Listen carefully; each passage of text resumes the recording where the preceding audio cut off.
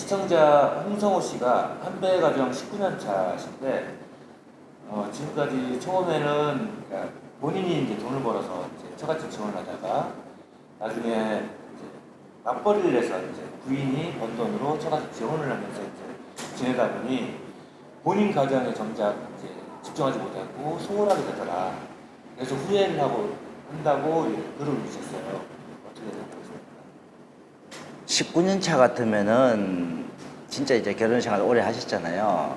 근데 이제 과거에 그 당시에는 이제 결혼을 해서 신랑분들 돈 가지고 처갓집을 도와주는 경우가 많았어요. 심한 사람은 대출까지 해서 처갓집 집을 지어준 사람도 있었을 정도니까. 근데 이제 그때는 신랑들이 그만큼 신부 집에 해줘야만이 되는 줄 알고 많이 그렇게 했을 거예요. 근데 이제 그 당시에부터 신부들이 부모님을 초청을 해서 돈을 벌게 했으면은 그렇게 되지는 않았을 거예요. 제가 결혼시킨 사람도 18년 전에 결혼시킨 사람도 부모님을 초청해서 부모님이 고추농사 그게 하우스에 일하고 돈 벌어서 가고 1년에 약 한 9개월 정도 한국에 와서 돈 벌어서 가고 그 집도 베트남에서 집도 새로 짓고 땅도 사고 이 집도 더 하우스가 늘어나고 그러니까 서로 그렇게 하면은 여름 휴가 때 뭐 신부하고 같이 베트남 놀러 가고 그렇게 지내는 분들도 많았어요. 근데 이제 신랑분이 순수하게 벌어서 처갓집을 도와준다고 했던 분들은 많이 힘들어해요. 근데 이제 그게 힘드니까 신부 보고 이제 네가 벌어서 보내라. 근데 신부들이 자기가 벌어서 보내라 그러면요, 자기가 버는 돈은 계속 보내요. 근데 이제 그 신부들도 바뀌어야 되는 게 이제 애들이 학교가 보통 다니고 이러면은 이제 처갓집에도 해줄 만큼 해줬으면은 이제 베트남 쪽에 지원을 덜 해주는데 그 지원해 준 돈이 베트남에서 경제적으로 뭐가 안정이 되면은 괜찮은데 예를 들어서 계속 매달 지원을 해줬다? 그거 갖고 베트남에서 먹고만 살았다. 그러면 베트남에서도 안정된 게 없잖아요. 그럼 평생 생활비 대주다시피 이렇게 돼버린 거겠죠. 그러다 보니까 이 신부는 계속 대주는 거예요.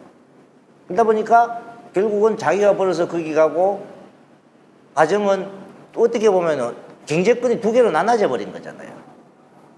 지금은 절대 그렇게 못하게 해요.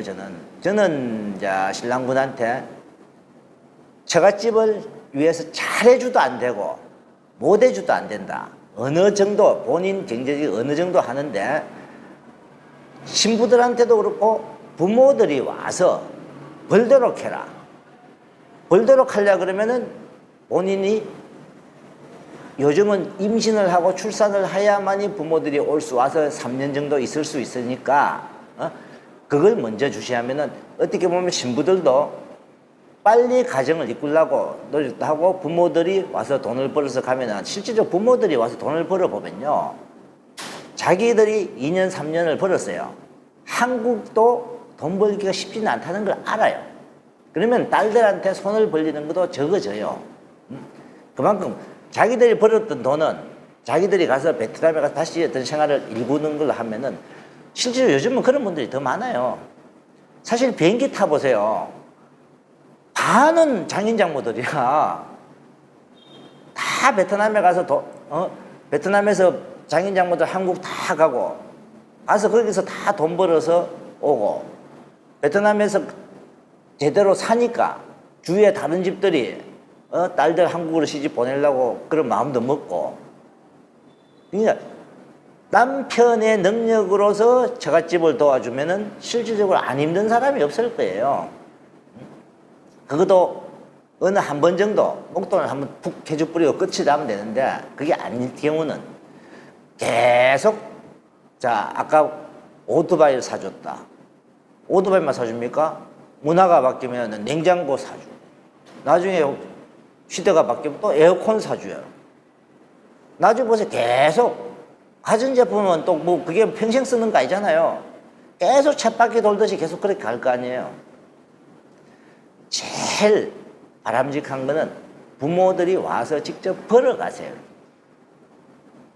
벌어가세요 하면은 부모들도 힘든 줄 알면은 딸들한테 요구하는 게 덜해져요. 실질적으로 딸이, 부모는 아무 소리 안 하는데 딸이 이렇게 도와주는 경우는 잘 없을 거예요. 부모들이 그래도 돈 하니까. 어? 힘드니까, 이야기를 하니까 딸들이 도와주는 거죠. 부모들이 돈 이야기 안 하는데, 뭐 딸들이 용돈 보내주고, 설 때, 뭐 명절 때 보내주고, 이런 거는 하겠죠. 그러니까 그 부모들이 직접 벌어보도록 해주는 게 가장 낫다는 거예요. 사실 그런 경제적 지원 문제로 한배부 자체 결혼 생활에 문제가 많이 되긴 하죠. 많이 되죠. 안 된다고 하면 그건 거짓말이고, 남자분들이 능력이 있고 이런 분들은 뭐 좀 덜 할 거고, 가장 문제가 많이 되는 부분이 저거예요. 여성이 자기가 버는 거는 베트남으로 다 보내고, 자기가 버는 돈은 전혀 생활비 안 쓰고, 남성들이 그에 대한 불만. 근데 여성분들하고 와이프하고 그것도 상의를 해야 돼요. 자, 당신이 벌어서 그럼 보내주는 건 좋은데 그 어느 정도 기간까지는 그렇게 하고 그 나머지는 그 이후에는 당신도 나중에 여기 애들도 위해서 여기 한국에서 돈을 좀 모아라. 그 돈을 같이 생활비로 써자고 이렇게 하면 도로 불만 생길 수가 있어요. 여기서 따로 당신이 모아라. 그렇게 해서 방향을 살짝 바꿔가야 되겠죠. 근데 그거는 대화를 초창기부터 해야 되지, 계속 보내주다가 자 지금부터는 보내지 마세요 하면은 분란이 일어나죠. 그래도 뭐 자기 아기가 크고 학교 다니고 이러면 좀 나이 들 것 같은데. 그런 분도 있어요. 근데 이제 모든 분들이 다 계속 보내진 않아요. 보통 이제 유치원 다니고 초등학교 다니고 이제 이러면서 애들이 이제 학원도 가야 되고 이제 이런 시점 되면은 베트남에 보내는 걸 적게 보내는 신부들이 많아요. 자기가 벌어서라도 뭐 애들 학원비도 되고 뭐 그렇게 열심히 사는 신부들이 사실 더 많아요. 베트남에 보내는 사람보다도 애들이 학교 다닐 때 애들을 위해 쓰는 사람들이 더 많다고 봐요, 저는. 그러면 자기 자신이니까. 예. 근데 이제 부모들이 뭔가 안정이 되도록 여기서 한다고 하면 큰 돈을 한꺼번에 해줄 수는 없을 거예요. 근데 무조건 제가 반대하는 거는 매달 베트남 지원하는 거는 그건 무조건 반대예요. 그거는 평생 지원해야 됩니다. 심지어 엄마 아버지 생활비 보내던 걸 나중에는 주위에 오빠들까지 백수 만들어요. 그런 사례도 있어요. 많아요. 제가 아는 분, 뭐, 그는 돈을 잘 벌어서 그런 거 한 달에 뭐 100만 원씩을 보냈대요. 매달. 100만 원씩 보내다가 100만 원씩 부모들이 그 돈을 받으니까 뭐 옆에서 뭐 오빠들도 생활비 좀 떼가고 하다 보니까 한 2년 지나니까 오빠도 일 안 하고 있더래요. 그러니까 결국은 또 어떻게 그 100만 원이 맷집을 같이 살려고 하니까 좀 작아요. 그 다음부터 또 150만 원 보내요. 그러면 그 150만 원을 평생 보낼 거예요? 근데 내가 그때 했어요. 월급 얼마 받습니까? 내가 했어.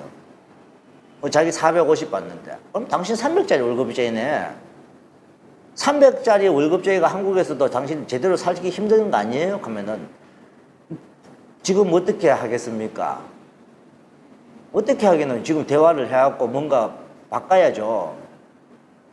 본인이 저축을 하나도 못하고 살 거 아니냐 하니까 맞다 이거예요. 처음부터 버려서 잘못다 이거예요. 제가 신랑분들한테 항상 하는 말이 뭐냐 하면은 이 베트남에 결혼해서부터 신부들 용돈 주는 것까지 벌어서 들여가자 하는 거예요.